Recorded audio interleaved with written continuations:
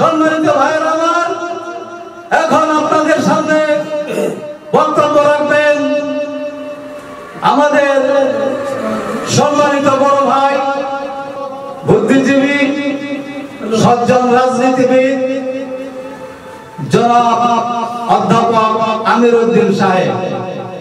জনাব আমির উদ্দিন সাহেবকে ওনার মূল্যবান বক্তব্য রাখার জন্য বিশেষভাবে অনুরোধ করছি।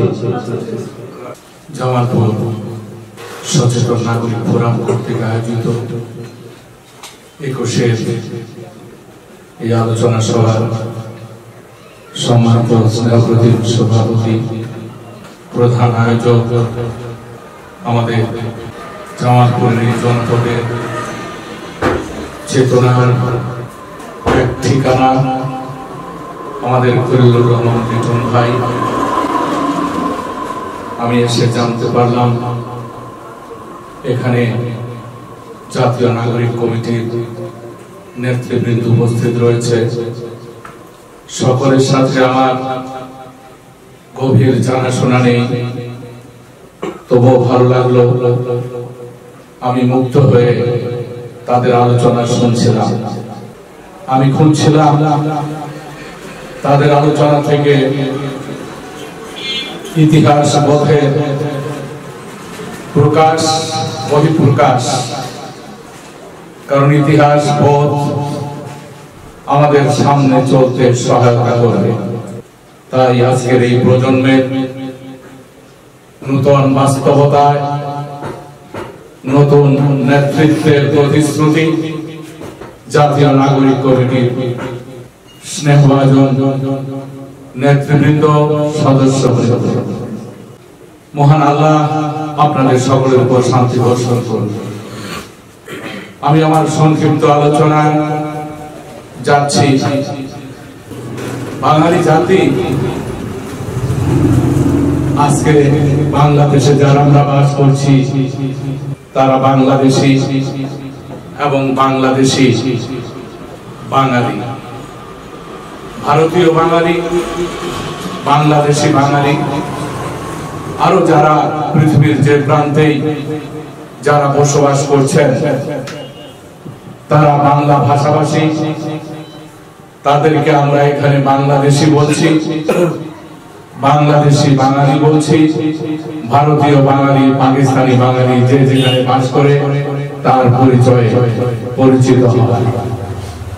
কিন্তু যেই জায়গাটা আমাদের বুঝতে হবে, যে জায়গাটা আমাদের উপলব্ধিতে নিয়ে আসতে হবে, যে 52-তে আমরা ভাষার জন্য প্রাণ দিতে হলো কেন? শুধু বাঙালির রক্তাক্ত সেই প্রেক্ষাপটই নয়, ইতিহাস থেকে জানা যায় এই বাংলা ভাষার উপর আবারও আঘাত এসেছিল। সেটা হলো দ্বাদশ শতাব্দীতে সেন বংশের আমলে। এই বাংলা ভাষার উপর এমন আঘাত এসেছিল যে আঘাত সহ্য করতে না পেরে বাংলা ভাষাভাষীরা এখান থেকে পালিয়ে গিয়ে পার্শ্ববর্তী বিভিন্ন জায়গায় আশ্রয় নিয়েছিল। সেন বংশের রাজ দরবার থেকে ঘোষণা দেওয়া হয়েছিল যে শ্রীকৃষ্ণের জীবন চরিত সংস্কৃত ভাষা ছাড়া পড়া যাবে না, এবং অন্য ভাষায় যারা পড়বে বা শুনবে তাদের কানে তপ্ত সীসা ছেড়ে দেওয়া হবে। সেই সেন বংশের শাসন আমলেই রাজকীয় এই সিদ্ধান্ত ছিল। সেই সিদ্ধান্তের পথ ধরে আমাদের চর্চা বল আবিষ্কৃত হয়েছে অন্য জায়গায়, আরাকানের রাজ দরবার থেকে। সেখানে তারা আশ্রয় নিয়েছে। আমি ইতিহাসের সেই বিস্তৃত জায়গায় এখন যাচ্ছি না, শুধু যাচ্ছি যে 21 আমাকে কি শিক্ষা দিয়েছে। সেন বংশের সেই অত্যাচার নির্যাতনের মধ্য দিয়ে বাংলা ভাষা যখন আবার তার জায়গায় ফিরে আসতে পেরেছিল, তখন এই ভারতবর্ষের এই অংশে এবং অনেক জায়গাতে এই ভাষাকে ম্লেচ্ছদের ভাষা, ছোট লোকদের ভাষা, শ্রমিকদের ভাষা, কিচির মিচির ভাষা হিসেবে আখ্যা দেওয়া হয়েছে। তারপরে অনেক রক্তাক্ত পথ পেরিয়ে, অনেক ঘাত প্রতিঘাত পেরিয়ে বাংলা ভাষা আজকের এই জায়গায় এসে পৌঁছেছে। একটি জায়গায় আমাদের সুস্পষ্ট একটি ধারণা থাকা দরকার। সেই ধারণা হচ্ছে, আমরা যে আন্তর্জাতিক মাতৃভাষা দিবস পালন করি, আন্তর্জাতিক মাতৃভাষা হিসেবে যে স্বীকৃতি লাভ করেছে, আমাদের কিন্তু 21-এর দাবিটা ঠিকঠাক ছিল না। এই জায়গায় আমাদেরকে বোঝানো হয়েছে, হ্যাঁ একথা ঠিক, ভাষার পরিচিতি এসছে 1913 সালে গীতাঞ্জলির উপর যে নোবেল এসেছিল রবীন্দ্রনাথ ঠাকুরের, সেখানেও বাংলা ভাষা বিশ্বব্যাপী পরিচিতি লাভ করেছে। আবার তার পরবর্তী পথ ধরে আজকে তো বাংলা ভাষার চর্চা সারা বিশ্বে হচ্ছে। পৃথিবীর কোন কোন দেশে তারা বাংলা ভাষা শেখার জন্য আগ্রহ প্রকাশ করছে। আমাদের জাতীয় সঙ্গীত তারা গাইছে আফ্রিকার কিছু দেশ। আমি শুধু যেহেতু নতুন প্রজন্মের সাথে আমি কথা বলছি, কিছু তরুণ আমার সন্তান তুল্যদের সাথে আমি কথা বলছি, এই জন্য শুধু ইতিহাসের এই কয়টি কথা তোমাদের বিবেচনার সামনে এনে দাঁড় করিয়ে দিলাম, যাতে তোমরা ভবিষ্যতে বেশি বেশি ভাবতে পারো আর নিজের জায়গায় পৌঁছতে পারো। সত্যের অনুসন্ধান নাগরিক জীবনের সবচেয়ে গুরুত্বপূর্ণ বিষয়। আমাদের খলিল ভাইরা সচেতন নাগরিক কমিটি করেছে। আমিও আমাদের জুলাই আগস্ট অভ্যুত্থানের, রক্ত ঝরা অভ্যুত্থানের পরপরই বৈষম্য বিরোধী নাগরিক আন্দোলন নামে সংগঠন করেছি, আমি তার প্রেসিডেন্ট। বৈষম্য বিরোধী নাগরিক আন্দোলনের পক্ষ থেকে বিভিন্ন কার্যক্রম চলছে। আমরা বিভিন্ন জায়গায় রাজনৈতিক দল হিসেবে যেই কথাটা না বলা যায়, সেখানে আমরা বৈষম্য বিরোধী নাগরিক আন্দোলন, এখানে জামালপুর সচেতন নাগরিক ফোরাম, সকল কিছুই মূলত পরিবর্তিত নতুন বাস্তবতায় গড়ে উঠেছে। তার আগে ইতিহাস থেকে আমি আরো দুইটি কথা আমার এই প্রিয় সন্তানদের সামনে তুলে ধরতে চাই।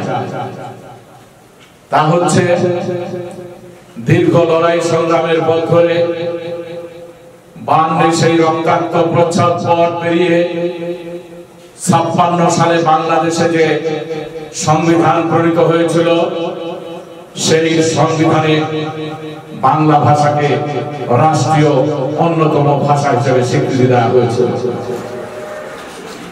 তার পরবর্তী সময়গুলোতে 58 সালে সংবিধান স্থগিত, সামরিক শাসন জারির মধ্য দিয়ে সংবিধান স্থগিত হয়ে যায়। 54 সালে যুক্তফ্রন্ট নির্বাচনে ওই একই দাবি ছিল, বাংলাকে রাষ্ট্রীয় ভাষার মর্যাদা দেয়া। সেই দাবির প্রেক্ষিতে 56 সালের প্রণীত সংবিধানে এই বিষয়টি উঠে এসেছিল। কিন্তু তার পরবর্তীতে 56 থেকে 69 এবং 62, 61 এদেশের ছাত্র সমাজ আন্দোলন সংগ্রাম করেছে, লড়াই করেছে।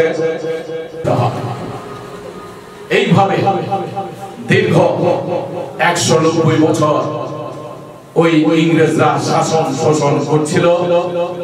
বাংলার এই অঞ্চলের এমন কোন জায়গা নেই, এমন কোন জমি নেই যেখানে নির্যাতিত কৃষকের চোখের জল না পড়েছে, যেখানে আমাদের পূর্বপুরুষের আমাদের পূর্বপুরুষের কৃষক শ্রমিক যারা খেটে খায়, যাদের উৎপাদিত পণ্য আমরা পেটে তুলি, তাদের রক্ত না ঝরেছে ইতিহাস আমাদের খুঁজে বের করতে হবে। আমাদের ইংরেজদের সাথে কিন্তু বোঝাপড়া এখনো শেষ হয়নি। ইংরেজরা যখন এদেশে আসে তখন এই বাংলার মানুষের সুখ স্বাচ্ছন্দ্যের কোনো অভাব ছিল না। পুকুর ভরা মাছ ছিল, গোয়াল ভরা গরু ছিল এবং ঘর ভরা শান্তি ছিল, আমাদের কোনো অভাব ছিল না। কিন্তু ইংরেজরা যখন চলে যায় তখন বিশ্বের অন্যতম দরিদ্র থেকে দরিদ্রতম উপমহাদেশ এবং আমরা। কেন এমনটি হলো? কারা করেছে? এই সমস্ত শোষণ শাসনের বিরুদ্ধে যুগান্তর সমিতি, অনুশীলন সমিতি এবং সবচেয়ে যে পাখা পুরুষ ফকির মজনু শাহ মাস্তানা, তাকে মাস্তান করে বলতো, আমরাও মাস্তানাই বলি, তিনি 1760 সাল থেকে 1757 পলাশীর আম্র কারণে সেই বিভ্রান্তক ঘটনাটি ঘটেছে। ষড়যন্ত্রের মধ্য দিয়ে সিরাজকে পরাভূত করা হয়েছে, যুদ্ধে নয়, ষড়যন্ত্র করে। পরবর্তী সময়ে তারপরেই ফকির মজনু শাহ সশস্ত্র বিদ্রোহ করে ইংরেজদের বিরুদ্ধে। একটানা 1760 থেকে 1812 সাল পর্যন্ত এই বিদ্রোহ চলতে থাকে। এরই মধ্যে বক্সারের যুদ্ধ হয়ে যায়। এই যুদ্ধের মধ্য দিয়ে মীর কাসিম পরাজিত হয়ে পালিয়ে যায় এবং পলায়নরত অবস্থায় সে দিল্লির খাজা মঈনুদ্দিন চিশতি রহমাতুল্লাহ আলাইহির মাজারের আশেপাশে তার লাশ পাওয়া গেছে। এই ছিল দেশপ্রেমিকদের ঘটনা। এবং চৌসার যুদ্ধ এবং বক্সারের যুদ্ধে আমাদের ফকির মজনু শাহ সেদিন সহযোগিতা করেছে, এই যুদ্ধেও সহযোগিতা করেছে। এই বিষয়গুলো জানা থাকলে ইতিহাসের চেতনা আমাকে তাড়িয়ে নেবে। ঠিক এই ধারাবাহিকতার মধ্য দিয়ে পাকিস্তান সৃষ্টি হয় 1947 সালে। সেইখানেও দাঙ্গা হয়, হিন্দু মুসলমান কাটাকাটি হয়, রক্তারক্তি হয়। সেটাও অত্যন্ত দুঃখজনক। এই উপমহাদেশে হিন্দু এবং মুসলিমদের মধ্যে বিরোধ সৃষ্টি করে দিয়েছে এবং শত্রুতামূলক অবস্থান তৈরি করে দিয়েছে, সাংঘর্ষিক অবস্থা তৈরি করে দিয়েছে ওই মিস্টার ইংরেজরা। সকল ক্ষেত্রে ভারতীয়দের বিভাজিত করার জন্য তারা চেষ্টা করেছে। কংগ্রেস সেই কাজটি করেছে।